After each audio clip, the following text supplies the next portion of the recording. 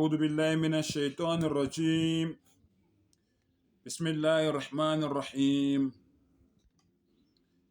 يا أيتها النفس المطمئنة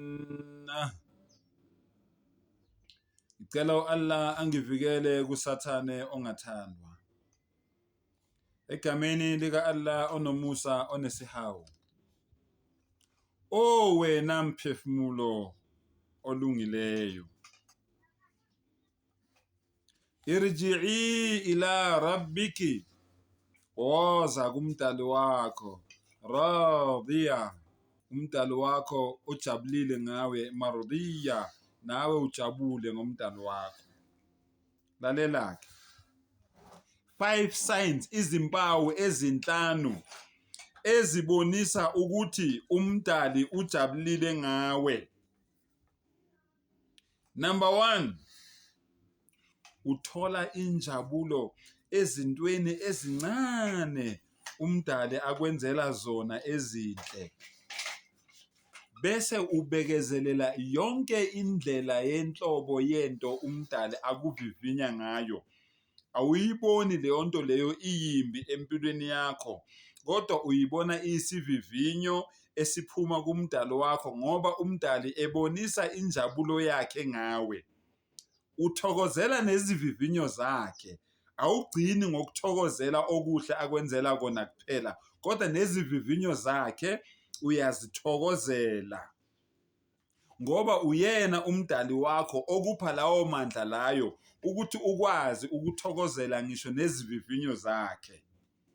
Isayini yokuqala leyo ebonisa ukuthi umdali ujabulile ngawe. Sign number 2, uxolela noma kungasafanele. Allahu Akbar. Uxolela noma kungasafanele. Uthanda noma kungasamelanga ukuthi uthande. Uyazi uwamkela into ukuthi noma ngabe uzazi ukuthi wena useqinisweni, kodwa ukuthi kube nokuthula mayelana nalomuntu lona ongazwene naye kahle, ugcina wena sowuthatha iblame. Ubuzazi kahle ukuthi uwena oseqinisweni, lo ongazwananga naye kahle uyena o-wrong, kodwa ngoba umdali ujabulile ngawe, ugcina sowuthatha leyo blame kube yakho, kube sengathi uwena onecala. Ukwamukele lokho ngenxa yokuthi ufuna kube nokuthula phakathi kwenu. Is one of the signs ukuthi umdali ujabulile ngawe. Ukhuluma iqiniso even if li against wena noma li against umuntu womndeni wakho, uyalimela iqiniso. 3, kuzo zonke izinto uAllah angajabulanga ngazo uhambela kude nazo.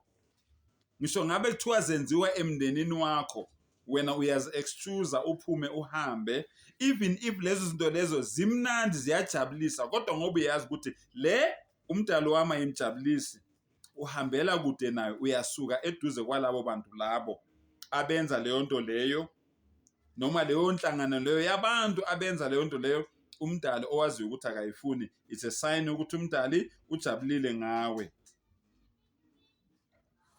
4, inhliziyo yakho ithola ukujabula nokwethaba nentokozo ngayo yonke into ejabulisa umdali wakho, be it reading the Quran, be it ukwenza idhikiri ukukhumbula umdali wakho, be it reciting the tasbih subhanallah, be it reciting the tasmiyah bismillah, be it reciting the ta'awudh a'udhu billahi minash shaitanir rajim, be it is tahleel la ilaha illallah, be it is takbir Allahu Akbar.